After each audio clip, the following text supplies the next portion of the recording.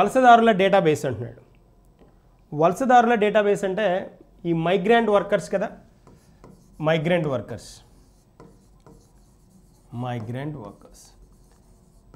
Workers యొక్క data ఒకసారి చూస్తే మనకి అంటే ఈ పర్టికులర్ రీసెంట్ మంత్స్లో మనకి ఈ మైగ్రెంట్ వర్కర్స్ది పెద్ద అంటే వాళ్ళకంటూ ఒక సెటిల్మెంట్ చూపించలేకపోతున్నారు.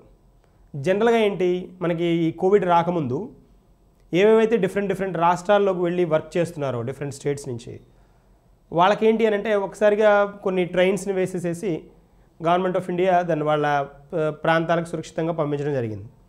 ఇప్పుడు అన్లాక్ అయిన తర్వాత వాళ్ళ పరిస్థితి ఏంటి క్వశ్చన్ మార్క్. మళ్ళీ వెళ్ళడమా, వ్యాక్సిన్ వచ్చిన దాకా కండిషన్స్ ఏంటి, ఇవన్నింటిని బేరీస్ చేసుకుంటే ఎంతమంది ఉన్నారనే డేటా కావాలి. సో వాళ్ళకి కావాల్సిన ఫెసిలిటేషన్ ఎలా చేయాలనేది చూడాలి.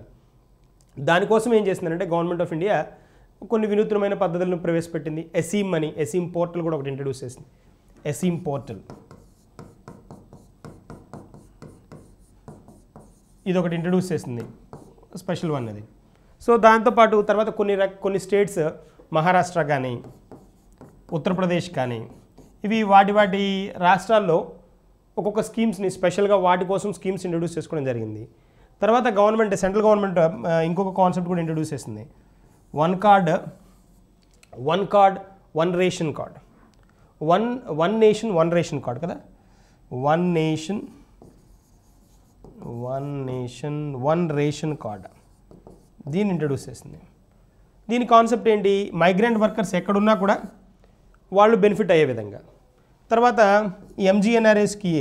ఎంజీఎన్ఆర్ఈజీఏ స్కీమ్ ఉంది కదా, ఈ scheme Mahatma Gandhi national rural employment guarantee act, ఈ స్కీమ్ కూడా వీళ్ళకి అప్లై అయ్యే విధంగా నోటిఫై చేయడం. ఇలా చాలా కాన్సెప్ట్ మైగ్రెంట్ వర్కర్స్ గురించి ఉన్నాయి మనకి మా న్యూస్లో ఉన్నాయి. సో వీటి గురించి ఒకటి వన్ బై వన్ డిస్కస్ చేస్తూ వద్దాం. ఫస్ట్ ఈ మైగ్రెంట్ వర్కర్స్ అనే వాళ్ళు ఎవరు అని అంటే వాళ్ళు నివసించే ప్లేస్ నుంచి వేరే ప్లేస్కి వృత్తిరీత్యా కానీ లేకపోతే పనిని వెతుక్కుంటూ కానీ వెళ్ళేవాళ్ళు. జనరల్గా వర్క్ కోసం వెళ్ళేవాళ్ళే. ఇప్పుడు మరి వీళ్ళ డేటా కరెక్ట్గా తెలియంది, వీళ్ళకి గవర్నమెంట్ ఇచ్చే సదుపాయాలు కానీ పథకాలు కానీ రీచ్ అయ్యేది ఉండదు కాబట్టి వీళ్ళ మీద ఫోకస్ చేయడం స్టార్ట్ చేసింది గవర్నమెంట్. ఇప్పుడు మనం దాని గురించి డిస్కస్ చేయబోతున్నాం అనమాట. అంటే ఇన్ఫార్మల్ ఎకానమీలో గవర్నమెంట్ డిసైడ్ అయింది ఏంటి అంటే ఈ పర్టికులర్ మైగ్రెంట్ వర్కర్స్ని కూడా ఇన్ఫార్మల్ ఎకానమీలో ఇంక్లూడ్ చేయాలి అనేది కాన్సెప్ట్. తర్వాత మనకి ఇక్కడ మైగ్రేషన్ చూసామనుకోండి, పీపుల్ వాళ్ళు ఉన్న ప్లేస్ నుంచి వేరే చోటకి వెళ్ళిన వాళ్ళని మైగ్రాంట్స్ అంటారు. ఆ ప్రాసెస్ని మైగ్రేషన్ అంటాం, మైగ్రేషన్. సో ఇప్పుడు మనం ఓవరాల్గా అబ్జర్వ్ చేస్తే largest government data on migration comes from 2011 census. 2011 సెన్సెస్లో మనకి 2011 సెన్సెస్లో ఈ వలస కార్మికుల గురించి ఇచ్చిన వలస కార్మికుల డేటా ఏదైతే వచ్చిందో అది ఇప్పటివరకు హైయెస్ట్ వన్ అనమాట, లార్జెస్ట్ గవర్నమెంట్ డేటా అనమాట. గవర్నమెంట్ కలెక్ట్ చేసిన డేటాల్లో లార్జెస్ట్ డేటా ఇది. 2011 సెన్సెస్ వలస కార్మికుల డేటా దాన్ని ఏదైతే ఉందో ఇది లార్జెస్ట్ డేటా. ఇండియాలో కలెక్ట్ చేసిన అన్ని డేటాబేస్లో ఇది లార్జెస్ట్ వన్. అదొక పాయింట్. రఫ్గా మనం స్టాటిస్టిక్స్ చూసామనుకోండి, 45.6 కోట్లు 44.6 crores అనమాట. ఇదేంటిది మైగ్రెంట్స్ ఎప్పుడు 2011లో వీళ్ళు ఐడెంటిఫై చేసింది. 2011లో మైగ్రెంట్స్ దాదాపుగా 45.6 కోట్ల మంది. ఇది ఎంత పర్సెంటేజ్ అంటే మన పాపులేషన్లో 38%, 38% మైగ్రెంట్స్. చూడండి మైండ్ బ్లోయింగ్ నెంబర్.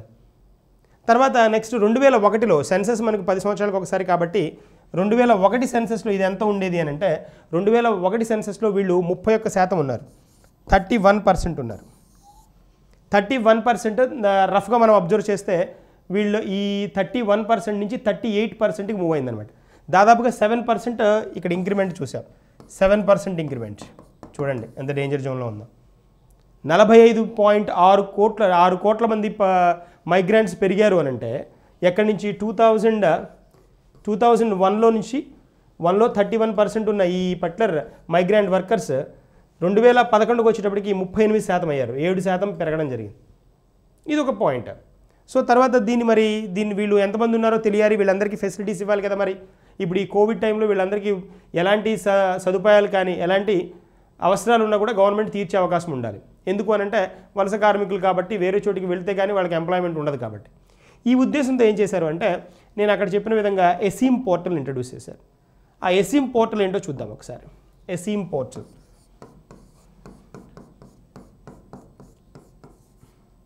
ఈ ఎసీమ్ పోర్టల్లో కన్ఫామ్గా ఫోకస్ చేయడానికి ఛాన్స్ ఉండేది ఇది. ఈ స్కీమ్ ఇది మనకు తెలిసిందే, ఇలా అబ్రివేషన్ ఉంది కాబట్టి మనకు అర్థం అవ్వడం లేదు కానీ సింపుల్ వన్నే. ఆత్మనిర్భర్ స్కిల్డ్ ఎంప్లాయర్ మ్యాపింగ్ అనమాట. Employer mapping. ఆత్మనిర్భర్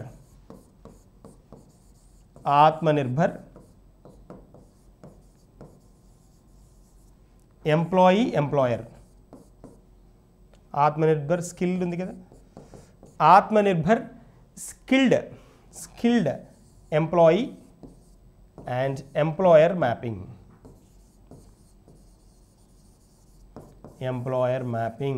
ఎంప్లాయీ ఎవరున్నారు, ఎంప్లాయర్ ఎవరున్నారు, ఇద్దరు మ్యాపింగ్ అనమాట.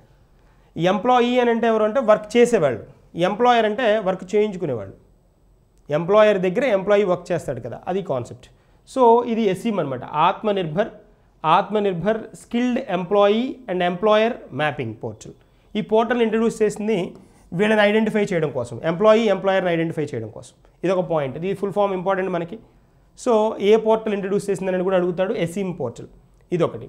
తర్వాత మహారాష్ట్ర గవర్నమెంట్ మీరు అబ్జర్వ్ చేస్తే మహారాష్ట్ర గవర్నమెంట్ ఒక స్కీమ్ ఇంట్రడ్యూస్ చేసింది, Maha jobs for job seekers and employers అనమాట. Job seekers and employers Maharashtra government introduce చేసింది. So Maharashtra government Maha jobs అని ఇంట్రడ్యూస్ చేసింది.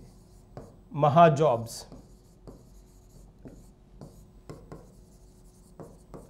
Jobs for job seekers and employees.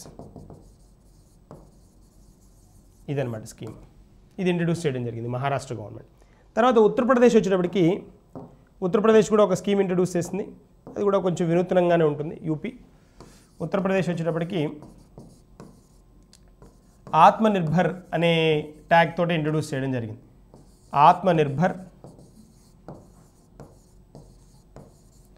Atmanirbhar UP Rozgar Abhiyan.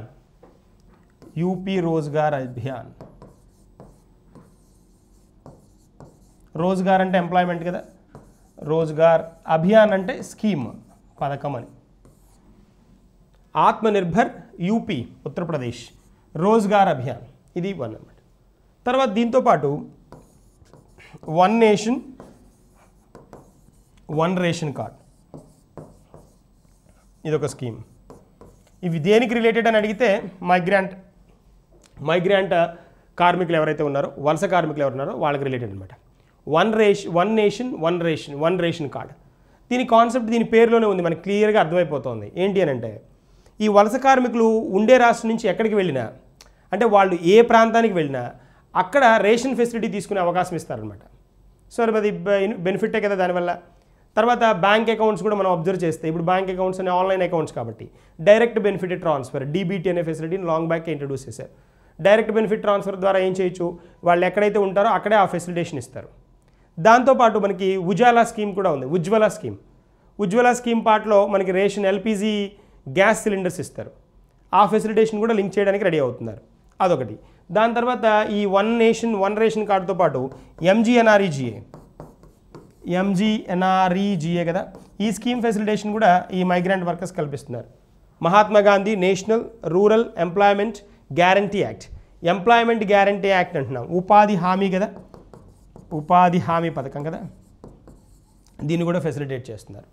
తర్వాత వీటితో పాటు ఇంకొకటి స్పెషల్ వన్ ఉంది, అదేంటి అంటే ఇంటర్ స్టేట్ మైగ్రాంట్స్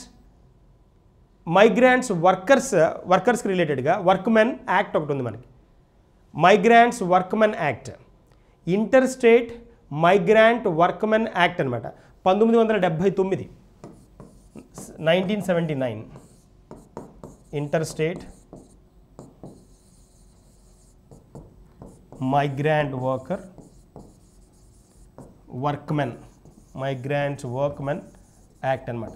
ఈ యాక్ట్ ఉంది. ఈ యాక్ట్ ప్రకారం ఆ మైగ్రాంట్ వర్కర్కి ఇంటర్ స్టేట్ మారినా కూడా వాళ్ళకి ఫెసిలిటేషన్ ఇవ్వాలి అని చెప్తోంది 1979 యాక్ట్. ఇవి ఇంపార్టెంట్ పాయింట్లు మనకి ఈ డేటాబేస్కి రిలేటెడ్గా. ఓకేనా, నెక్స్ట్ మనకి వెళ్దాం. సో దీనిలో మనం ఆల్మోస్ట్ అన్నీ కవర్ చేసాం. ఇక్కడ ఎస్ఈఎం పోర్టల్ మాత్రం మర్చిపోకండి, వెరీ ఇంపార్టెంట్. అక్కడి నుంచే క్వశ్చన్ అడుగుతాడు, ఖచ్చితంగా క్వశ్చన్ అడుగుతాడు. ఓకేనా, చదువుతాను. నెక్స్ట్ మనకి వెళ్దాం. నెక్స్ట్ వన్, ఎస్, మహిళలకు సంబంధించిన NFSH5 data. NFSH5 data, NFSH5 ఐదవది అని, సీక్వెన్స్లో ఐదవదని డేటా అంటున్నాం కదా. ఓకే, ఇదేంటో చూద్దాం. అందులో విమెన్ అంటున్నాడు కదా, మహిళలకు సంబంధించింది అంటున్నాడు కదా. దీనిలో కొన్ని హైలైట్ అయిన పాయింట్ మనం ఖచ్చితంగా తెలుసుకోవాలి, కన్ఫామ్గా అడిగి తీరుతాడు. నేషనల్ ఫ్యామిలీ హెల్త్ సర్వే అనమాట. నేషనల్ ఫ్యామిలీ హెల్త్ సర్వీస్ అనమాట. FSH కదా, హెల్త్ సర్వే అనమాట. ఇది హెల్త్ సర్వే. దీన్ని చూద్దాం ఒకసారి. నేషనల్ ఫ్యామిలీ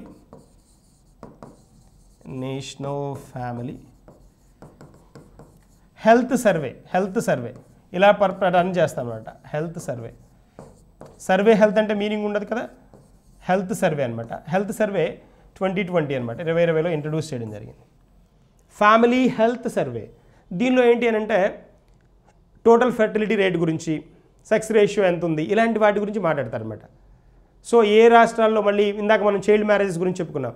ఇందాక చైల్డ్ మ్యారేజెస్లో ఒక పాయింట్ నేను చెప్పాను. ఏమని చెప్పాను? మెటర్నల్ మోర్టాలిటీలో మధ్యప్రదేశ్ ఉంది టాప్ రేంజ్లో అని చెప్పాం. చైల్డ్ మ్యారేజ్ గురించి టాప్ మధ్యప్రదేశ్ కాదు.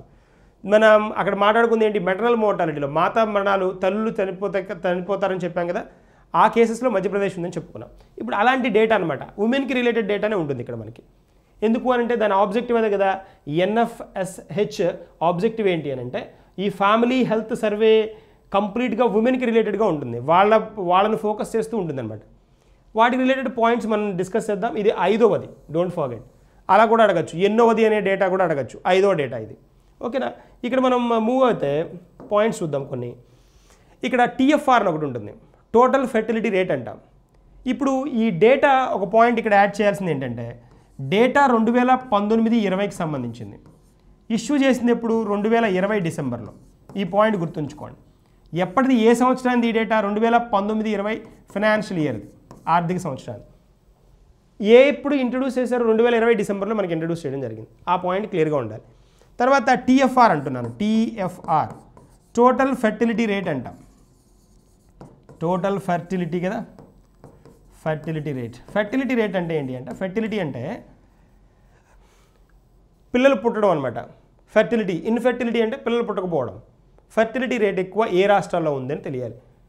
సో ఏ రాష్ట్రాలు మనం లిస్ట్ చేసేసుకుంటే ఇక్కడ మనకి టాప్ రికార్డు, లోయర్ రికార్డు ఉంటుంది. అంటే ఏంటి? ఆ టోటల్ ఫెర్టిలిటీలో కూడా విమెన్ అంటే ఎంతమంది పిల్లలు యావరేజ్ని ఉన్నారనేది మనం క్యాలిక్యులేట్ చెప్తారు. అంటే ఒక పర్సన్కి, ఒక విమెన్కి ఎంతమంది పిల్లలు యావరేజ్గా ఉన్నారు అనే పాయింట్ని మనం కనుక క్యాచ్ చేస్తే ఇక్కడ లోయెస్ట్ హైయెస్ట్ ఉంటుంది. ఇక్కడ లోయెస్ట్ హైయెస్ట్ మనం చెక్ చేసుకోవాలి. ఇవే మనల్ని అడుగుతాడు ఎగ్జామ్లో. లోయెస్ట్ హైయెస్ట్ స్టాటిస్టిక్స్ ఇంపార్టెంట్ కదా. అంటే ఇప్పుడు యావరేజ్న ఒక పర్సన్కి ఏ రాష్ట్రంలో ఎక్కువ మంది పిల్లలు ఉన్నారు, ఏ రాష్ట్రంలో తక్కువ మంది పిల్లలు ఉన్నారు అనేది మన కాన్సెప్ట్.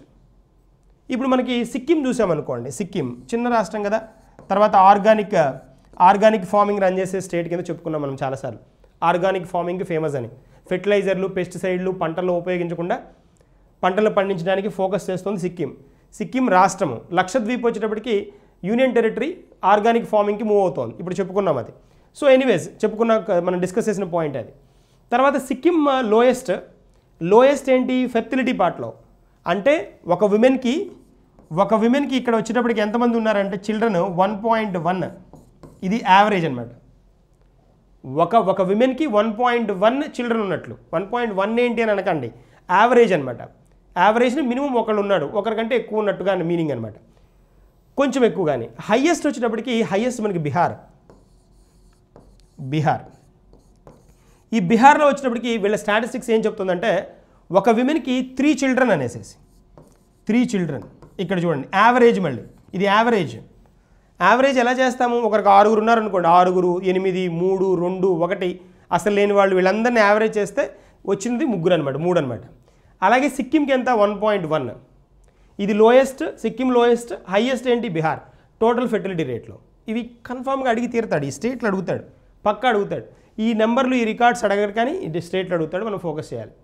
అంటే ఇక్కడ మనం average number of children to be born అని టీఎఫ్ఆర్ అంటే average number of children, average number of children to be born, ఎంతమంది యావరేజ్గా అంటే సరాసరిన ఎంతమంది పిల్లలు ఉన్నారు అని చెప్పేది స్టాటిస్టిక్స్ టీఎఫ్ఆర్ ఇస్తుంది. అది పాయింట్. తర్వాత ఇది ఒకటి తెలిసిపోయింది కదా, ఇక్కడ మనకి పాయింట్, మనకి ఎగ్జామ్ పాయింట్లో అడగడానికి స్కోప్ ఉన్న ఏరియా ఒకటి దొరికింది. ఇంకో కొంచెం మనం ముందుకు వెళ్తే ఇంకొన్ని చూద్దాం, ఇంకొన్ని స్టాటిస్టిక్స్ చూద్దాం. ఇక్కడ ఇంకా ఏంటి అంటే చైల్డ్ మ్యారేజెస్ గురించి ఇచ్చిన స్టాటిస్టిక్స్ ఇచ్చారు. బాల్య వివాహాలు కదా, ఈ బాల్య వివాహాలకు రిలేటెడ్గా మనం స్టాటిస్టిక్స్ చూస్తే మనం ఆల్రెడీ ఒక పాయింట్ చెప్పుకున్నాం. అదేంటి అంటే మెటర్నల్ మోర్టాలిటీ గురించి చెప్పుకున్నాం, మాతా మరణాల గురించి మాట్లాడుకున్నాం. మెటర్నల్ మోర్టాలిటీలో మధ్యప్రదేశ్ టాప్ అని చెప్పుకున్నాం, ఇది చెప్పాం ఆల్రెడీ, ఇది డిస్కస్ చేసిన పాయింట్. ఇప్పుడు నేను చెప్తుంది ఏంటంటే బాల్య వివాహాల గురించి మాట్లాడుతున్నాను, చైల్డ్ మ్యారేజెస్ గురించి చెప్పుకుంటున్నాను. దీనిలో వెస్ట్ బెంగాల్ రికార్డు స్థాయిలో ఈ బాల్య వివాహాలు జరిగాయని చెప్తున్నారు. బాల్య వివాహాలు ఇక్కడ నోట్ అయినవి ఏంటి అని అంటే ఇక్కడ రఫ్గా నోట్ అవుతుంది ఎంత అంటే 41.6%, 41.6%. సెకండ్ పొజిషన్కి వచ్చేటప్పటికి బీహార్ ఉంది, ఇక్కడ కూడా బీహార్ ఉంది. బీహార్ దాదాపుగా 40%, ఇక్కడ 40.8%, అంటే 41 అనుకుంటాం కదా రఫ్గా, ఇది 42, ఇది 41 అన్నట్టు.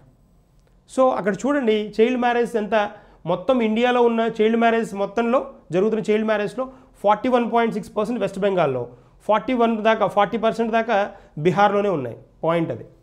తర్వాత కొన్ని రాష్ట్రాలు దాన్ని టీనేజ్ ప్రెగ్నెన్సీ పార్ట్లో, టీనేజ్ ప్రెగ్నెన్సీలో ఆంధ్రప్రదేశ్ కూడా ఉంది, ఆంధ్రప్రదేశ్ కూడా ఆ కోవకు చెందిన లిస్టులో ఉందన్నమాట. సో అక్కడ గమనించాల్సిన విషయం. కానీ మనకి ఎగ్జామ్ పాయింట్ ఆఫ్ వ్యూలో అడిగేది ఎలా అడుగుతాడంటే ఇక్కడ ఈ పర్టికులర్ కాన్సెప్ట్ మీద ఫోకస్ చేస్తాడు. 41.6% టోటల్ చైల్డ్ మ్యారేజెస్లో వెస్ట్ బెంగాల్లో ఉన్నాయి, అర్థమైందా? తర్వాత బీహార్లో 41, అది 40.8 దాకా ఉన్నాయి. ఇది కాన్సెప్ట్. సో తర్వాత మనం ఇంకొక పాయింట్ ఏంటి అంటే జనరల్గా మదర్కి విమెన్కి వచ్చే ఒక ప్రాబ్లమ్స్లో ఏంటి అంటే జనరల్గా ప్రెగ్నెంట్ తర్వాత వాళ్ళకి సి సెక్షన్ జరగడమో ఇంకోటో నార్మల్ డెలివరీ అయినా దే లాస్ బ్లడ్ అనమాట. కాబట్టి ఏమొస్తుంది, ఏం ప్రాబ్లమ్స్ వస్తాయి, అనీమియా ఇష్యూస్ వస్తాయి, విమెన్లో వస్తాయి, తర్వాత వీళ్ళలో కూడా చిల్డ్రన్కి కూడా వస్తాయి. మదర్కి వచ్చినట్టు మదర్ నుంచి ఎఫెక్ట్ అయ్యే స్కోప్ కొంత శాతం ఉంటుంది. ఇప్పుడు ఈ డేటా అంతా ఎలా తీశారంటే వీళ్ళు ఈ NFSH డేటాను 2 ఫేజుల్లో తీశారన్నమాట. ఫేజ్ 1, ఫేజ్ 2 కింద తీశారు. ఫేజ్ 1లో దాదాపుగా 21 స్టేట్స్ యూనియన్ టెరిటరీస్, అంటే స్టేట్స్ యూనియన్ టెరిటరీస్ అంటే కాంబినేషన్ 21, తర్వాత 22 దాకా 22, నెక్స్ట్ ఇక్కడ సెకండ్ కేటగిరీలో 14 అనమాట. సెకండ్ ఫేజ్లో 14 యూటీలు అండ్ స్టేట్స్ కలిపి తీశారనమాట డేటా. ఇప్పుడు ఈ డేటా ప్రకారం వీళ్ళు చెప్తుంది ఏంటి అంటే ఎనిమియా కేసెస్ చూస్తే ఎనిమియా ప్రతి ఈ ఫస్ట్ లిస్ట్లో వీళ్ళు అబ్జర్వ్ చేసింది ఏంటి అంటే 13 out of 22, 13 మంది, అంటే 13 రాష్ట్రాల్లో, మొత్తం 22 రాష్ట్రాలకు గాను 13 రాష్ట్రాల్లో ఈ ఎనిమియా ఇష్యూస్ ఉన్నాయనేది కాన్సెప్ట్. రక్తహీనత అంటాం ఎనిమియా అంటే చిల్డ్రన్ విమెన్ ఇద్దరు కలిపి, విమెన్ అండ్ చిల్డ్రన్ కలిపి దాదాపుగా 13 రాష్ట్రాల్లో ఈ ఎనిమియా ఇష్యూని అబ్జర్వ్ చేశారన్నమాట. రక్తహీనత అంటాం, రక్తహీనత ఇదే కదా ప్రాబ్లం. దీనికి రిలేటెడ్గా అంటే హెల్త్ ఇష్యూస్ ప్రాబ్లమే కదా. తర్వాత దీంతో పాటు ఇంకోటి మనం చూడాల్సింది ఏంటి అని అంటే టాయిలెట్ ఫెసిలిటీ. టాయిలెట్ అంటే మనకి యాడ్స్ కూడా వస్తుంటాయి చూడండి, అభిమానమే కదా మనకి టాయిలెట్ ఉండడం అనేది వెరీ ఇంపార్టెంట్ కదా. విమెన్ లేకపోతే ఏమవుతుంది, జనరల్గా ODF అంటాం, ఓపెన్ డెఫికేషన్ మెకానిజం ఉంటుంది, అంటే బయటికి వెళ్ళడం ఉంటుంది. సో అలాంటిది లేకుండా 2014-15లో మనకి స్వచ్ఛ భారత్ వచ్చింది. ఈ స్వచ్ఛ భారత్ స్కీమ్ ద్వారా వచ్చిన చేంజ్ ఏంటి అని అంటే విమెన్ వాళ్ళ సేఫ్టీ, అంటే డిఫరెంట్ ఇష్యూస్ జరగకుండా సేఫ్టీగా టాయిలెట్ ఫెసిలిటీ ఉండడం వల్ల చాలామంది సేఫ్ జోన్లో ఉన్నారనే పాయింట్ కూడా మనం ఇక్కడ యాడ్ చేసుకోవచ్చు. తర్వాత 2015 కదా, 2015 టాయిలెట్ ఫెసిలిటీ గురించి మాట్లాడుతున్నాను నేను. టాయిలెట్ ఫెసిలిటీస్ 2015 స్వచ్ఛ భారత్, ఇది ఇండియాలో ఒక సక్సెస్ఫుల్ ప్రోగ్రామ్. ఇది స్వచ్ఛ భారత్ దాదాపుగా జనాలకి అవేర్నెస్ అయితే వచ్చింది, మంచి అవగాహన అయితే వచ్చింది దీని ద్వారా. అంటే ఎలా ఓపెన్ డెఫికేషన్ ఫ్రీ ఎలా ఉండాలి అని చెప్పుకోవడం, ఆ ఓపెన్ డెఫికేషన్ ఫ్రీ అంటే ఏంటి, ఇంత అవగాహన వచ్చిన స్కీమ్ ఇది, వెరీ స్పెషల్ స్కీమ్. ఓకేనా. తర్వాత మనకు ఇంకోటి వచ్చినప్పటికీ ప్రధానమంత్రి ఉజ్వల యోజన ఒకటి ఉంది. ప్రధానమంత్రి ఉజ్వల యోజన.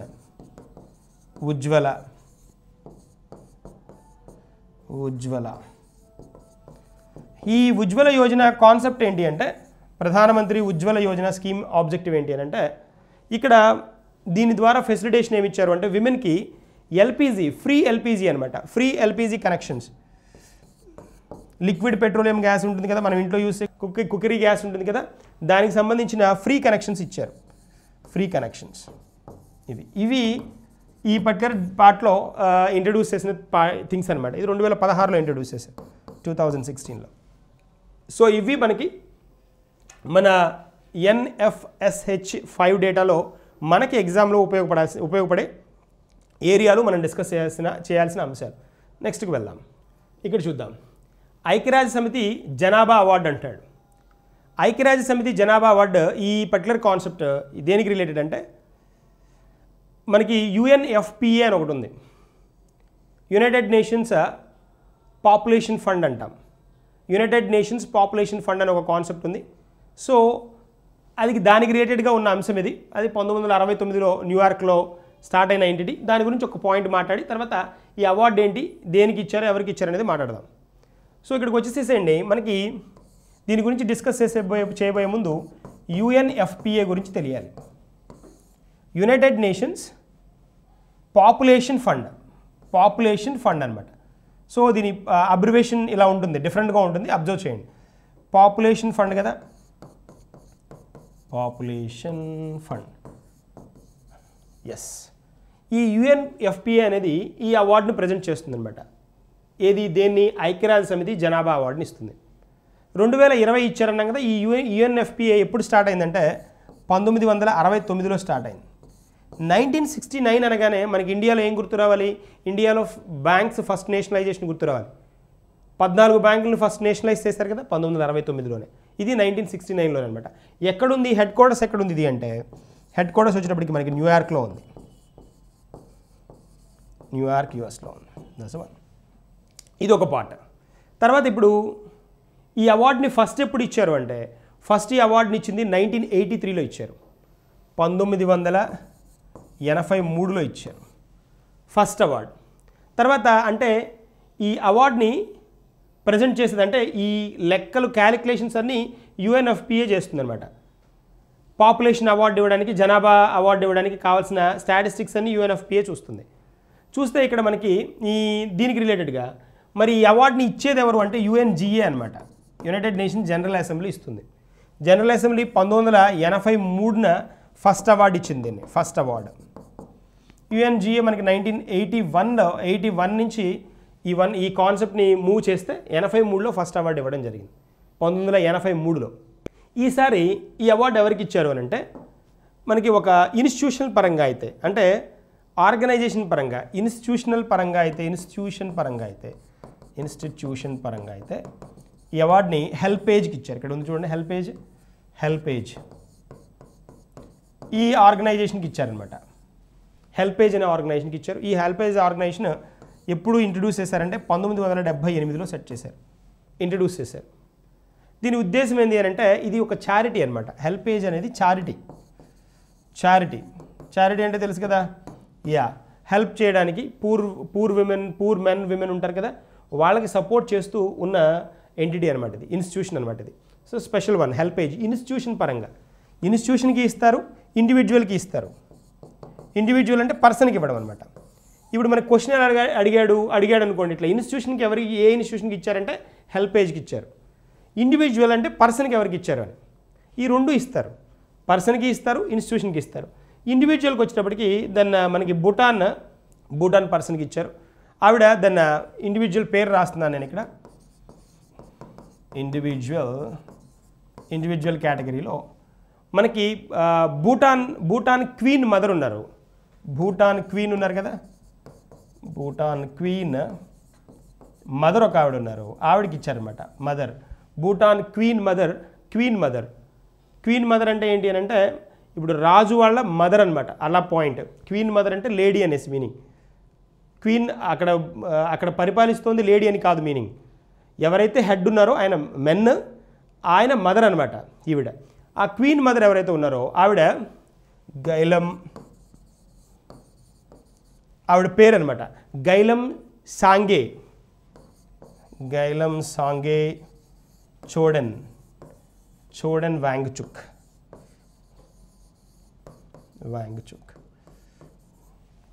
ఈవిడనమాట మదర్. కింగ్ వచ్చేటప్పటికి జగ్మీ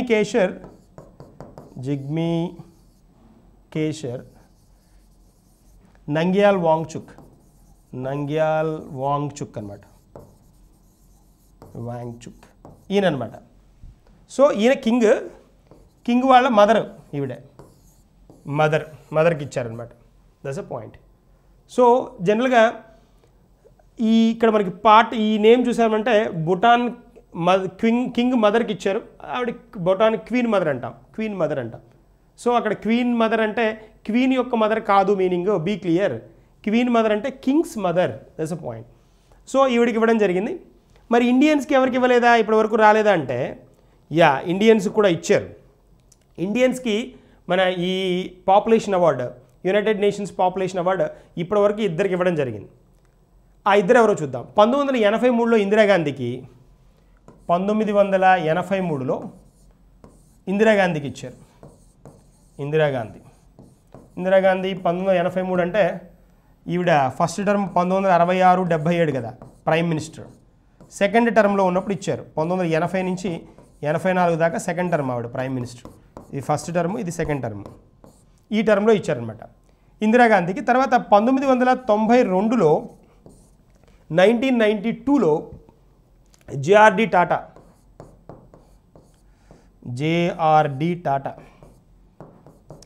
ఇవ్వడం జరిగింది. వీళ్ళిద్దరికే వచ్చిందనమాట ఈ అవార్డు ఇప్పటి వరకు. ఇంపార్టెంట్, ఇది కూడా జనరల్ నాలెడ్జ్ పార్ట్లో ఇంపార్టెంట్ వన్. సో జనరల్గా కూడా క్వశ్చన్ అడగచ్చింది, ఎవరికి వచ్చింది ఇండియన్స్కి ఎవరింత పట్టుకోని అడగడానికి స్కోప్ ఉంటుంది. 1983లో ఇందిరాగాంధీకి, 1992లో జేఆర్డి టాటాకి ఇవ్వడం జరిగింది. That's a point.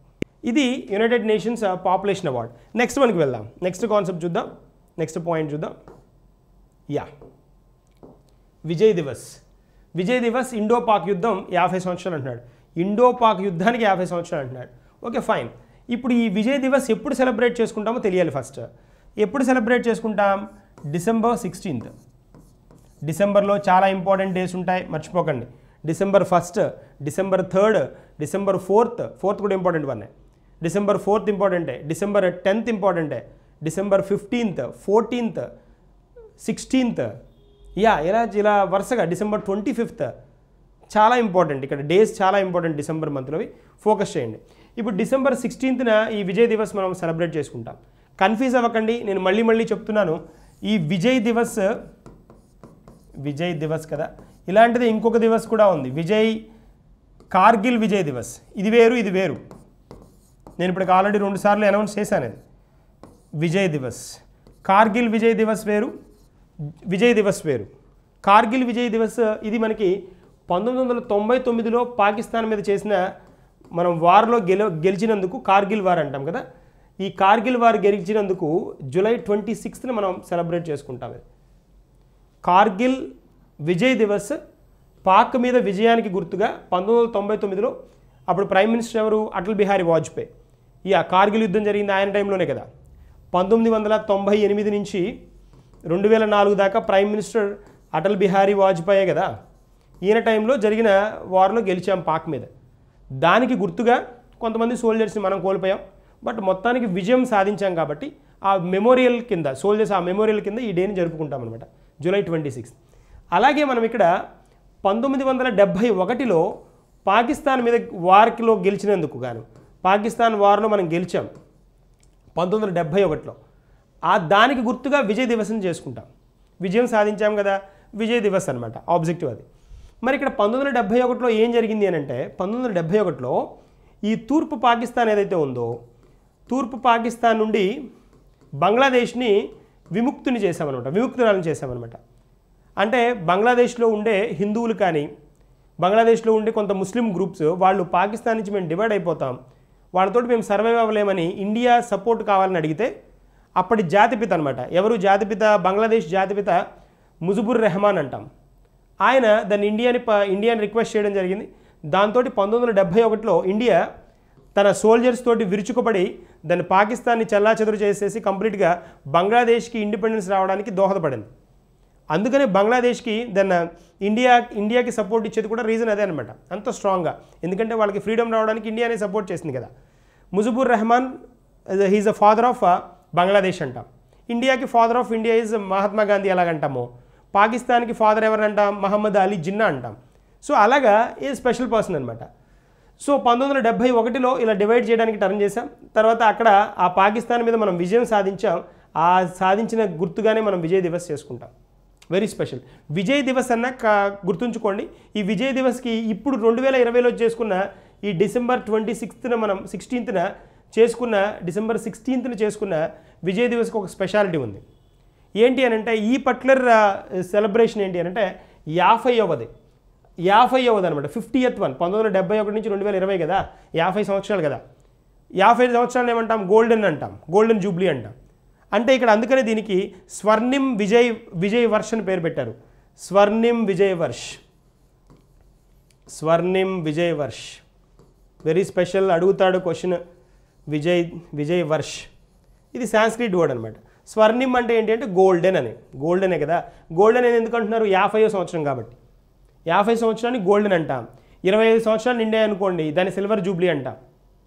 50 సంవత్సరాలు అయితే గోల్డెన్ జూబ్లీ అంటాం. 60 సంవత్సరాలు అయితే డైమండ్ జూబ్లీ అంటాం. 75 సంవత్సరాలు అయితే ప్లాటినం జూబ్లీ అంటాం. 100 సంవత్సరాలు అయితే సెంచురీ అంటాం. That is one. సో ఇప్పుడు మరి 50 సంవత్సరాలు కాబట్టి నిండి ఏమనాలి? స్వర్ణిం విజయ్ వర్ష్ ఇది కూడా సాంస్క్రిట్ వర్డ్. వర్షం అంటే సంవత్సరాలు. ఎన్ని సంవత్సరాలు? 50 సంవత్సరాలు నిండింది ఈ పర్టికులర్ డేకి అనేది కాన్సెప్ట్. That's one. సో ఇది గుర్తుంచుకోవాల్సింది, వెరీ వెరీ ఇంపార్టెంట్. ఇక్కడ డిసెంబర్ 16th గుర్తుంచుకోండి. డిసెంబర్ 14th కూడా స్పెషల్ డే ఉంది కాబట్టి అక్కడ కన్ఫ్యూజ్ అవ్వకుండా 16th విజయ్ దివస్ అని మైండ్లో ఫిక్స్ చేసేసుకోండి. వెరీ ఇంపార్టెంట్ మన. చలో మరి దీనికి రిలేటెడ్ పాయింట్ గుర్తుపెట్టుకున్నాం కదా. 50 సంవత్సరాలు జరిగింది కాబట్టి న్యూస్లో ఉంది కాబట్టి అడుగుతాడు క్వశ్చన్. చలో నెక్స్ట్ మనకి వెళ్దాం, నెక్స్ట్ కాన్సెప్ట్కి వెళ్దాం. Yes, simple one. ఇక్కడ డైరెక్ట్ క్వశ్చన్ ఇది, ఎక్కువ మీరు శ్రమ పడాల్సిన అవసరం లేదు. ఇక్కడ మనకి ఏం అడుగుతాడు అని అంటే యువ గణిత శాస్త్రవేత్తలకు రామానుజన్ బహుమతి అంటున్నాడు. రామానుజన్ బహుమతి. ఓకే, రామానుజన్ మనకు తెలుసు కదా, శ్రీనివాస రామానుజన్ అని వినున్నాం మనం. శ్రీనివాస రామానుజన్. ఈ శ్రీనివాస రామానుజన్ ఎవరు అంటే మనకి బాగా 10th క్లాస్ స్టూడెంట్స్కి బాగా క్లియర్గా తెలిసిపోతుంది. 10th class mathematics cover page మీద ఆయన ఫోటో ఉంటుంది. ఈజీగా గుర్తుపట్టచ్చు అనమాట. ఆ పర్సన్ 10th క్లాస్ అయిపోయిన వాళ్ళందరూ ఈజీగా ఐడెంటిఫై చేస్తారు. రామానుజన్ అంటాం. రామానుజన్ నెంబర్ కూడా మనకు తెలుసు కదా, 1729. Very special number. It's a combination of 2 cubes అంటారు కదా. ఓకే, ఎనీవేస్ రామానుజన్ నెంబర్ అంటాం 1729. ఓకేనా. ఓకే, ఇప్పుడు కాన్సెప్ట్కి వచ్చేద్దాం. ఈ రామానుజన్ బహుమతిని అనౌన్స్ చేస్తారు. ఎప్పుడు అనౌన్స్ చేస్తారంటే ఈ శ్రీనివాస రామానుజన్ మనకి ఇతని బర్త్ యానివర్సరీ డిసెంబర్ 22 అనమాట. ఈ డిసెంబర్ 22ని మనం భారతదేశంలో జాతీయ గణిత దినోత్సవంగా జరుపుకుంటాం. జాతీయ గణిత దినోత్సవం. దీన్నే మనం ఏమంటాం? నేషనల్ మ్యాథమెటిక్స్ డే అంటాం. Mathematics day, national mathematics day అంటాం. ఏ రోజో గుర్తుంచుకోండి, డిసెంబర్ 22. మరి డిసెంబర్ 22 వస్తుంది కాబట్టి దానికి రిలేటెడ్గా పర్సన్ అనౌన్స్ చేయాలి, వాళ్ళకి అవార్డు ఇవ్వాలి కదా, ఆ రోజు ఇస్తారు కదా. So that is a special one. అందుకని ఇది న్యూస్లో ఉంది. Srinivasa Ramanujan December 22 national mathematics day, very special one.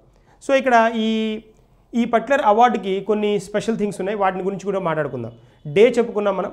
ఈ ఇయర్ ఎవరికి ఇచ్చారు అంటే, ఇది ఎప్పటి నుంచి ఇస్తున్నారంటే ఈ అవార్డుని, it was started giving from since 2005. 2005 నుంచి ఇస్తున్నారు ఈ అవార్డు. మ్యాథమెటిక్స్లో ఏదైతే గణిత శాస్త్రంలో వివిధ గణిత శాస్త్రాలు ఉంటాయి. ప్యూర్ అప్లైడ్ మ్యాథమెటిక్స్ అని, ప్యూర్ మ్యాథమెటిక్స్ అని, ఇలా డిఫరెంట్ ఏరియాలు ఉంటాయి. అన్ని ఏరియాల్లో మ్యాథమెటిక్స్కి సంబంధించిన అన్ని ఏరియాల్లో రీసెర్చ్ చేసిన వాళ్ళకి ఈ అవార్డు ఇస్తారు. ఇంకా మనకి మ్యాథమెటిక్స్కి సంబంధించి ప్రపంచవ్యాప్తంగా ఉన్న అవార్డులో చాలా ఉన్నాయి. ప్రపంచవ్యాప్తంగా చాలా అవార్డ్స్ ఉన్నాయి. ఫీల్డ్ మెడల్ అని ఒకటి ఇస్తారు. ఫీల్డ్ మెడల్ ఇదొకటి మ్యాథమెటిక్స్కి ఇచ్చేదే. దీన్ని ఈ నోబెల్ ప్రైజ్కి ఈక్వల్గా ట్రీట్ చేస్తారు. దీంతో తర్వాత ఏబుల్ ప్రైజ్ అని కూడా ఒకటి ఉంది. Abel Prize. ఇది కూడా మ్యాథమెటిక్స్కే ఇస్తారు. ఇంటర్నేషనల్గా అంతర్జాతీయంగా మ్యాథమెటిక్స్కి ఇచ్చే అవార్డులు ఇవి. మనము ఈ భారతదేశం మన గణితశాస్త్ర దినోత్సవం ఈరోజు చేసుకుంటాం. శ్రీనివాస రామానుజన్ అవార్డు ఏదైతే ఉందో ఇది యంగ్ సైంటిస్టులకి, యంగ్ మ్యాథమెటిషియన్స్కి ఇస్తారు. జనరల్గా యంగ్ మ్యాథమెటిషియన్స్కి ఫోకస్ చేసి ఇస్తారు. సో ఈ అవార్డు ఇది కూడా ఇంటర్నేషనల్ ట్యాగ్లోదే. సో దీన్ని ఇప్పుడు ఈ పర్టికులర్ అవార్డు ఏదైతే ఉందో ఈ ఇయర్ ఎవరు నోట్ చేశారు, ఎవరు తీసుకున్నారు అనేది పాయింట్ మనకు తెలియాలి. ఇక్కడ చూడండి ఒకసారి, celebration of mathematics Wednesday 9th December 2020. So ఈ వెన్యూ ఎక్కడ, జూమ్ వెబినార్. సో వర్చువల్గా జరిగిన కాన్సెప్ట్ ఇది. దీనిలో algebraic varieties with the positive tangent bundles professor Carolina Araujo, ఈవిడ బ్రెజిల్కి సంబంధించిన ఆవిడ. Institute for pure and applied mathematics IMPA Rio డిజనీరియోలో ఆవిడ రీసెర్చ్ పార్ట్ ఫినిష్ చేసింది అనమాట. ఆవిడ షీ బిలాంగ్స్ టు బ్రెజిల్. దేని మీద ఈవిడ వర్క్ చేసింది, దేని మీద అంటే ప్యూర్ అండ్ అప్లైడ్ మ్యాథమెటిక్స్ మీద ఫోకస్ చేశారనమాట. ఈవిడ వర్క్ చేశారు. ఏ కంట్రీకి సంబంధించిన ఆవిడని అడుగుతారు, బ్రెజిల్. అదొక పాయింట్ మనం ఫోకస్ చేయాలి. తర్వాత ఇంకోటి ఏంటి, ఇక్కడ ఈ పర్టికులర్ వెబినార్ అంటే ఒక వెబినార్ రీసెంట్గా కండక్ట్ చేయడం. దానిలో ఈవిడ ఈ algebraic varieties with positive tangent bundles దీని మీద ఆవిడ రీసెర్చ్ జరిగింది. దీనికి ఫోకస్ చేసి ఆవిడకి అవార్డు ఇవ్వడం జరిగింది అనమాట. స్పెషల్ మెథడ్స్ని ఉపయోగించడం, తర్వాత హై సైంటిఫిక్ థింగ్స్ని దాన్ని క్యాలిక్యులేట్ చేసే మెకానిజంని ఇంట్రడ్యూస్ చేసినందుకు ఈవిడికి ఈ పర్టికులర్ అవార్డు ఇవ్వడం జరిగిందనమాట. అది పాయింట్. సో ఎప్పటి నుంచి ఇస్తున్నారు, 2005 నుంచి ఇస్తున్నారు. ఇక్కడ శ్రీనివాస రామానుజన్ అనగానే ఒక పాయింట్ మనం చెప్పుకోవాలి, జనరల్గా చెప్పుకోవాల్సిన అవసరం ఉంది.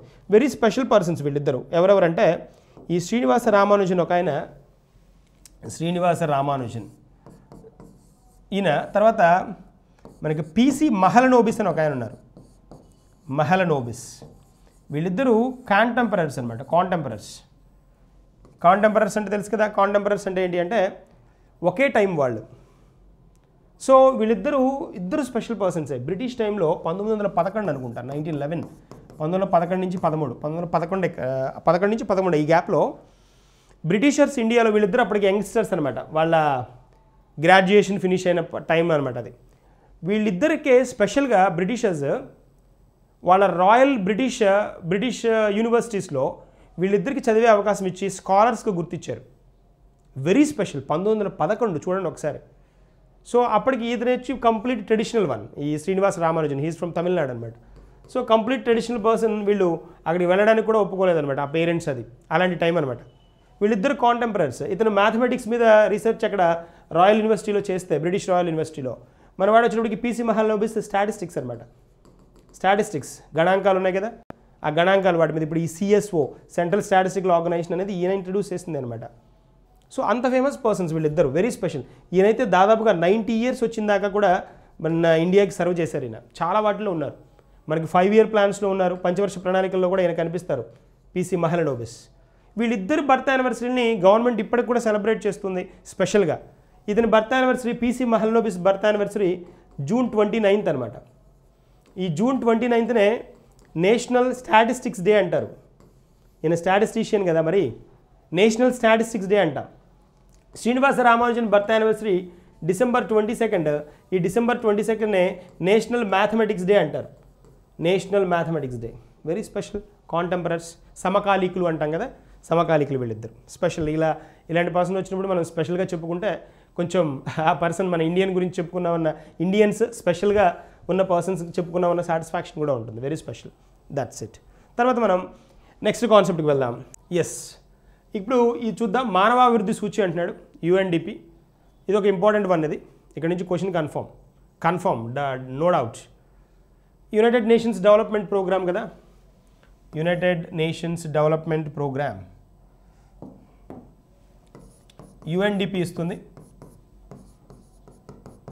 United Nations Development Programme. ఈ యునైటెడ్ నేషన్స్ డెవలప్మెంట్ ప్రోగ్రాంలో దీని రూపశిల్పుల్లో అంటే మనకి 1999లో 90sలో అమర్త్య సేన్ కూడా ఉన్నారు. అమర్త్య సేన్ దేన్ని రూపకల్పనలో ఈ UNDP కాదు, హ్యూమన్ డెవలప్మెంట్ ఇండెక్స్ రూపకల్పన. హ్యూమన్ డెవలప్మెంట్ ఇండెక్స్ హెచ్డిఐ రూపకల్పనలో. హ్యూమన్ డెవలప్మెంట్ ఇండెక్స్, అదే మానవాభివృద్ధి సూచి అనమాట.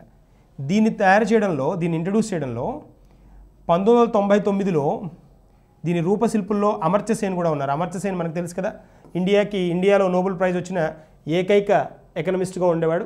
తర్వాత ఇప్పుడు అభిజిత్ బెనర్జీ కూడా వచ్చారు కదా, రెండో person. Anyways, Amartya Sen first India నుంచి నోబెల్ బహుమతి ఎకనామిక్స్లో వచ్చిన పర్సన్ ఇతను. అమర్త్య సేన్తో పాటు మనకి పాకిస్తాన్, ఇతను ఇండియన్ కదా, ఇండియన్ పాకిస్తానీ ఎకనమిస్ట్ కూడా ఒక ఆయన ఉన్నారు, మహబూబుల్ హక్ అని.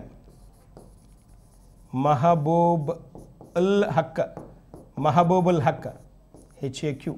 ఈ మహబూబుల్ హక్ అనే పర్సన్, ఇతను ఎకనమిస్ట్ అనమాట. ఇతను పాకిస్తాన్ నుంచి, అమర్త్య సేన్ ఇండియా నుంచి. వీళ్ళు ఇంట్రడ్యూస్ చేసిందే ఈ హ్యూమన్ డెవలప్మెంట్ ఇండెక్స్, మానవాభివృద్ధి సూచి. ఈ హ్యూమన్ డెవలప్మెంట్ ఇండెక్స్ ఎవరిస్తారు అంటే UNDP ఇస్తుంది, యునైటెడ్ నేషన్స్ డెవలప్మెంట్ ప్రోగ్రామ్ ఇస్తుంది. ఇది న్యూయార్క్లో ఉంది మనకి. ఎనీవేస్ ఇది ఓకే, దీని గురించి క్వశ్చన్ ఓకే. మానవాభివృద్ధి సూచిక ఇది అనౌన్స్ చేసినప్పుడు ఖచ్చితంగా ఇండియా ర్యాంక్ అడుగుతున్నాడు. ఇండియా ర్యాంక్ ఎంత అనే పాయింట్ అడుగుతున్నాడు. మరి మనం అది డిస్కస్ చేయాలి కదా. హ్యూమన్ డెవలప్మెంట్ ఇండెక్స్ గురించి మనకి ఒక అవగాహన వచ్చింది. మానవాభివృద్ధి సూచి మరి తెలియడానికి ఏ అంశాలను పరిగణలోకి తీసుకుంటారంటే 3 అంశాలను తీసుకుంటారు. 3 అంశాలను పరిగణలోకి తీసుకుంటారు ఈ మానవాభివృద్ధి సూచి గురించి నివేదిక ఇవ్వడానికి. ప్రపంచంలో 189 దేశాల్లో ఈ అంశాలు ఏవైతే ఉన్నాయో ఈ అంశాలను చెక్ చేసి ఏది ఎన్నో ర్యాంక్లో ఉందో చెప్తారు. ఆ 3 అంశాలు ఏంటి అని అంటే, హెల్దీ లైఫ్, వెరీ ఇంపార్టెంట్ కదా, healthy life. Access to knowledge, very very important, knowledge. And life ఎక్స్పెక్టాన్సీ,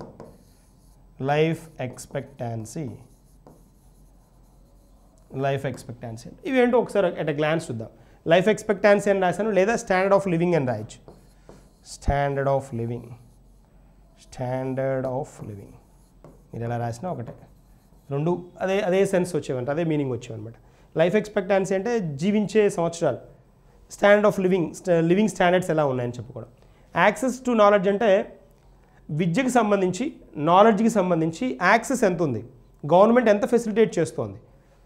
healthy life, మంచి జీవన ప్రమాణం ఉండడానికి, అంటే జీవితం హెల్దీగా హ్యాపీగా ఉండడానికి ఎలాంటి సపోర్ట్ దొరుకుతుంది. ఈ మూడింటిని బేస్ చేసుకొని ర్యాంక్స్ ఇస్తారనమాట. ప్రపంచంలో 189 కంట్రీలకి ర్యాంకులు ఇస్తారు.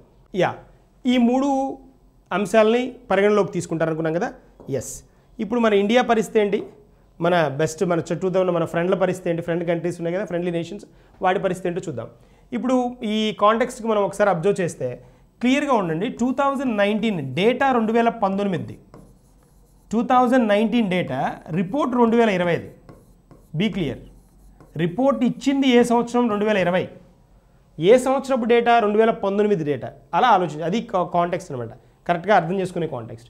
ఇండియా ర్యాంక్ ఎంత మనకి తెలుసుకోవాల్సింది ఇదే కదా, స్పెషల్ కదా ఇది. ఇండియా 131 అవుట్ ఆఫ్ 189 నేషన్స్, 189 కంట్రీస్లో 131వ ర్యాంక్. లాస్ట్ ఇయర్ 129 పొజిషన్లో ఉన్నాం, 131కి వచ్చాం, 2 పాయింట్లు స్లిప్ అయ్యాం, 2 పాయింట్స్ డౌన్ అయ్యాం. ఎవరు? ఇండియా. మరి మన బెస్ట్ ఫ్రెండ్ ఉంది కదా, మన పక్కన మన దాయాదులు ఉన్నారు కదా, పాక్ పరిస్థితి ఏంటి అంటే బాబు 154వ ర్యాంక్, 154th. బంగ్లాదేశ్, దీంతో మనకి టై కూడా అయింది. ఏంటంటే బంగ్లాదేశ్ తోటి ఏంటి అని అంటే జీవన ప్రమాణాల గురించి ఒక ఇన్ఫర్మేషన్ కూడా ఈ రెండింటికి ఇండియాతోటి టైప్ అవుతుంది, ఇండియా కంటే బెటర్ పర్ఫార్మెన్స్ చూపిస్తుందని న్యూస్లో రావడం కూడా జరిగింది. సో కాబట్టి దీని మీద కూడా ఫోకస్ చేయాలి. బంగ్లాదేశ్ 133rd ర్యాంక్, 133వ ర్యాంక్. తర్వాత మన నేపాల్ ఉంది, భూటాన్ కూడా చూడాలి కదా. నేపాల్ భూటాన్ చూస్తే నేపాల్ కంటే భూటాన్ పర్ఫార్మెన్స్ బాగుంది. నేపాల్ 142 అవుతే భూటాన్ వచ్చేటప్పటికి Bhutan 129. Last year India 129th పొజిషన్లో ఉంది, ఈసారి భూటాన్ ఉందన్నమాట ఆ పొజిషన్లో. చూడండి, ఇండియా కంటే బెటర్ పర్ఫార్మర్ ఎవరు?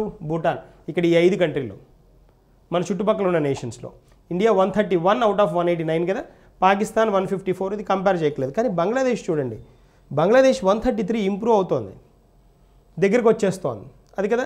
భూటాన్ ఆల్రెడీ క్రాస్ చేసేసింది. నేపాల్ కూడా సరౌండింగ్స్లోనే ఉంది, కొంత ఒక 10 పైన తేడా ఉంది కాబట్టి మనం కన్సిడర్ చేయట్లేదు. This is the one. So తర్వాత ఇక్కడ మనం పాయింట్స్ క్యాచ్ చేయాల్సింది ఏంటి అంటే, నేను వెరీ స్పెషల్ స్టాటిస్టిక్స్ చెప్తాను. మరి టాప్ ఎవరో తెలియాలి కదా. టాప్ స్ట్రీట్స్ ఎవరో తెలియాలి కదా. టాప్ చూద్దాం. టాప్ మనం చెప్పక్కర్లేదు. ఈ హ్యూమన్ డెవలప్మెంట్ ఇండెక్స్లో దాదాపుగా ఒక డికేడ్ నుంచి 10 సంవత్సరాల పైనుంచి టాప్ పొజిషన్లో ఎవరు ఉన్నారంటే నార్వే. తర్వాత ఈసారి సెకండ్ పొజిషన్ ఎవరంటే సెకండ్లో ఇద్దరు టై అయ్యారు. బట్ ఐర్లాండ్, స్విట్జర్లాండ్ వీళ్ళు అనమాట.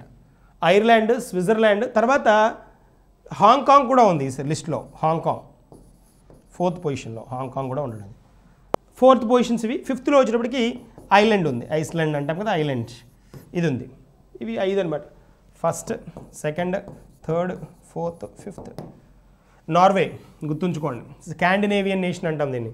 స్కాండినేవియన్ అంటారు. ఈ స్కాండినేవియన్ నేషన్సే టాప్ పొజిషన్లో ఉంటున్నాయి హ్యూమన్ డెవలప్మెంట్ ఇండెక్స్లో చాలా సంవత్సరాల నుంచి. స్కాండినేవియన్ నేషన్స్ అంటే మనకి స్వీడన్, నార్వే,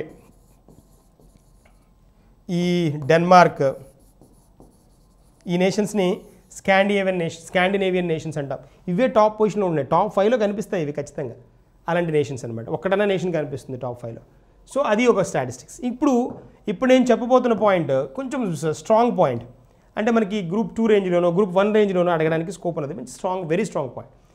జీవన ప్రమాణాలు మనం చూస్తే లైఫ్ ఎక్స్పెక్టాన్సీ అంటున్నాం కదా. లైఫ్ ఎక్స్పెక్టాన్సీ అంటాం. లైఫ్ ఎక్స్పెక్టాన్సీ అంటే ఈ జీవన ప్రమాణాల్లో చూస్తే మన ఇండియాది లాస్ట్ ఇయర్ కంటే లైఫ్ ఎక్స్పెక్టాన్సీ పెరిగింది. లైఫ్ ఎక్స్పెక్టాన్సీ 69.7 సంవత్సరాలు. ఇది మనది. అంటే సగటున ఇండియాలో ఒక మనిషి జీవించేది అనమాట. హ్యూమన్ డెవలప్మెంట్ ఇండెక్స్ లెక్కల ప్రకారం 69 ఉంది. లాస్ట్ టర్మ్ అది మనకి 67 ఉంది. 67 నుంచి 69కి పాకింది. 69 అంటే ఇది ఆల్మోస్ట్ 75. ఇది 70 కౌంటే. 70 సంవత్సరాలు వస్తుందంటే లైఫ్ ఎక్స్పెక్టాన్సీ గ్రేటే, గుడ్ వన్నే. కానీ దాన్ని we need to go head with more number అనమాట.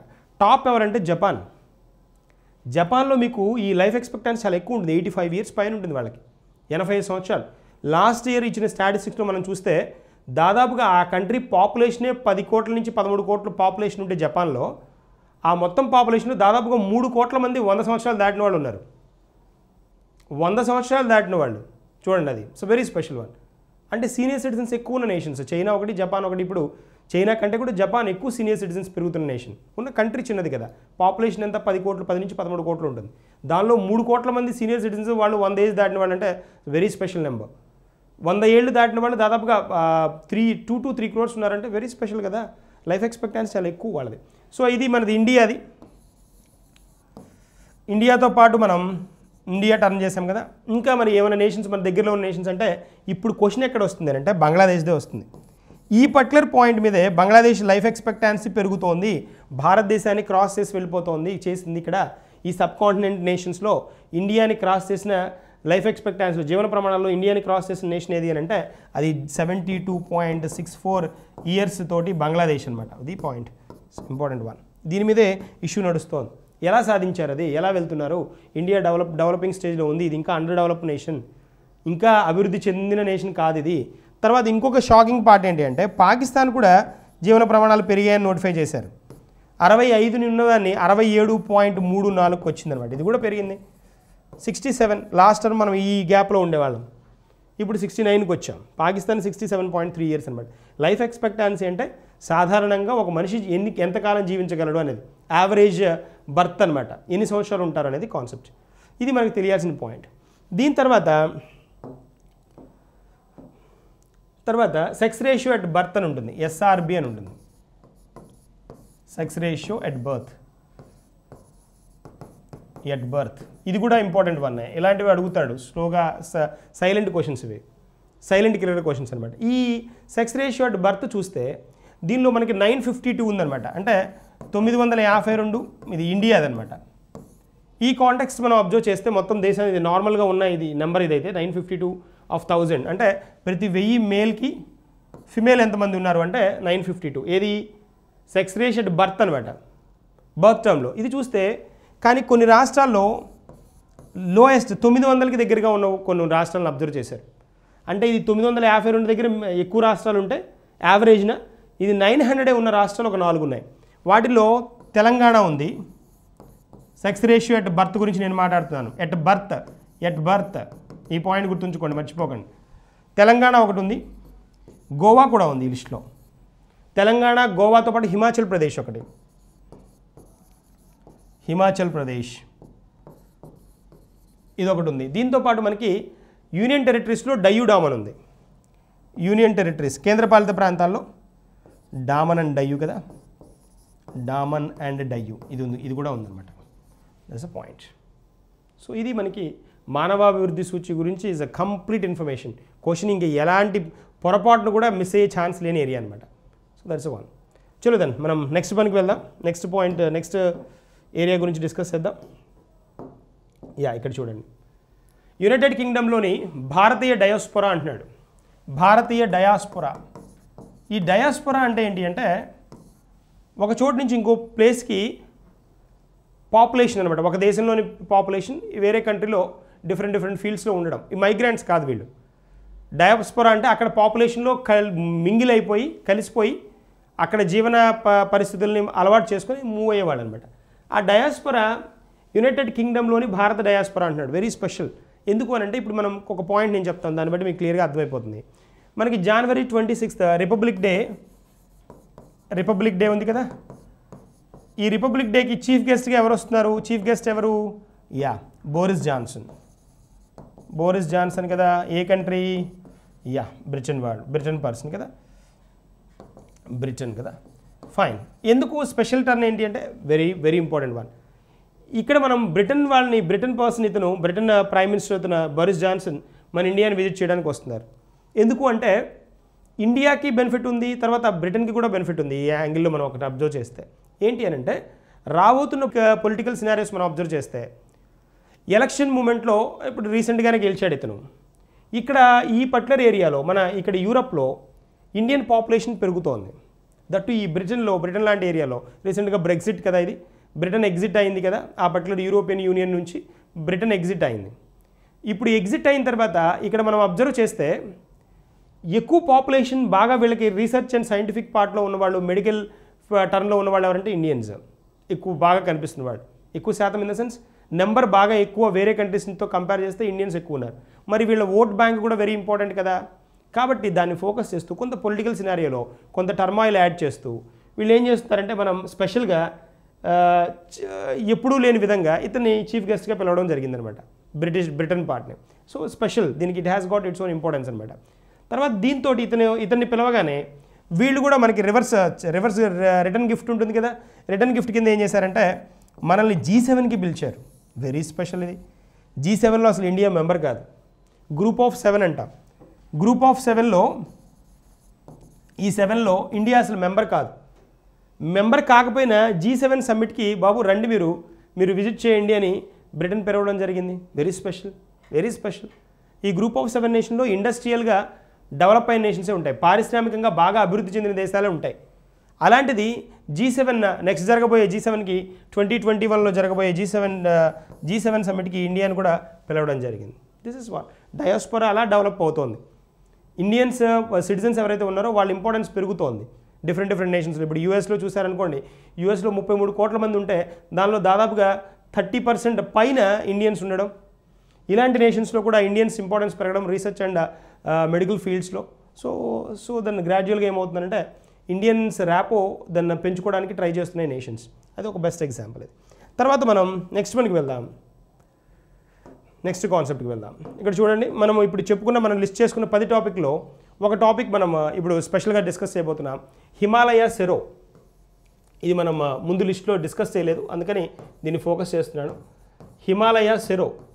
ఇది హిమాలయ సెరో ఏంటి అని అంటే ఇప్పుడు రీసెంట్గా IUCN లిస్ట్లో International Union for Conservation of Nature అంట. International Union for Conservation of Nature మనం చాలాసార్లు డిస్కస్ చేసాం దీన్ని. ఈ IUCN రెడ్ లిస్ట్లోకి ఈ పర్టికులర్ జంతువు రావడం జరిగిందనమాట, హిమాలయ సెరో. ఈ సెరో ఏంటి అని అంటే ఈ సెరో అనేది కొంచెం రెజంబ్లెన్స్ ఎలా ఉంటుందంటే కౌకి, డాంకీకి, గోట్కి, పిగ్గికి దగ్గర స్వరూపంలో ఉంటుంది. ఈ 4 జంతువుల రెజంబ్లెన్స్ కనిపిస్తుంది అనమాట, దగ్గర పోలికలు కనిపిస్తాయి. బ్లాక్గా ఉంటుంది, గోట్లాగే ఎక్కువ పోలికలు గోట్లాగా ఉంటాయి, మేకలాగా ఉంటాయి అనమాట. కానీ స్ట్రెంతీగా ఉంటుంది. సో మనం డాంకీ లాగా దాన్ని దృఢంగా కూడా కనిపిస్తుంది. ఇది IUCN రెడ్ లిస్ట్లో ఉంది. ఇప్పుడు ఇలా ఉన్నప్పుడు ఏమడుగుతాడంటే ఖచ్చితంగా హిమాలయన్ సెరో ఎక్కడిది అని అడుగుతాడు. ఈ సెరో ఎక్కడిది అంటే స్పితి అని ఒక ఏరియా ఉందన్నమాట. స్పితి ఆఫ్ హిమాచల్ ప్రదేశ్. ఈ పర్టికులర్ హిమాచల్ ప్రదేశ్లోని కోల్డ్ డెజర్ట్స్ ఉంటాయి కదా, కోల్డ్ డెజర్ట్ రీజియన్స్, ఆ మంచు ఎడారులు అంటాం కదా, కోల్డ్ డెజర్ట్ రీజియన్స్ అంటే మంచు ఎడారులు. ఆ మంచు ఎడారుల్లో ఉండే ఒక జీవి అనమాట ఇది. ఇదేమవుతుందంటే అంతరిస్తోంది. అంటే అంతరించడం అంటే బాగా క్విక్గా కాదు, ఎక్స్టెండ్ అవ్వడం కాదు, బట్ దీని నెంబర్ తగ్గిపోతుంది. మనము పర్యావరణం గురించి చెప్పుకుంటున్నప్పుడు ఒక జంతువు గురించి చెప్పాం, జిరాఫీ, వైట్ జిరాఫీ అని చెప్పుకున్నాం. ఆ వైట్ జిరాఫీ కూడా చాలా సింగిల్ నెంబర్ ఉందని, కెన్యాలో, నైరోబీలో అక్కడ ఆ పర్టికులర్ ప్రాంతాల్లో లిమిటెడ్గా కనిపిస్తోందని, దాన్ని అందుకనే GPS ట్రాక్లోకి తీసుకొచ్చారని కూడా చెప్పుకున్నాం. దానికి దాన్ని positioning system, geographical positioning system ఇచ్చి అది ఎక్కడుందో కనుక్కోవడానికి నోటిఫై చేస్తున్నారని చెప్పుకున్నాం. సో అలాగే ఇక్కడికి వచ్చేటప్పటికి ఏంటి అంటే ఈ కోల్డ్ డెజర్ట్ రీజియన్లో ఇది ఉండే జంతువు, ఇది హిమాలయన్ సెరో అంటాం, హిమాలయ సెరో. ఇది ఏమవుతుంది అంటే దీని నెంబర్ తగ్గుతుంది. అందుకని IUCN లిస్ట్లో దీన్ని వల్నరబుల్గా నోటిఫై చేయడం జరిగింది. ఇది పాయింట్ IUCNలో.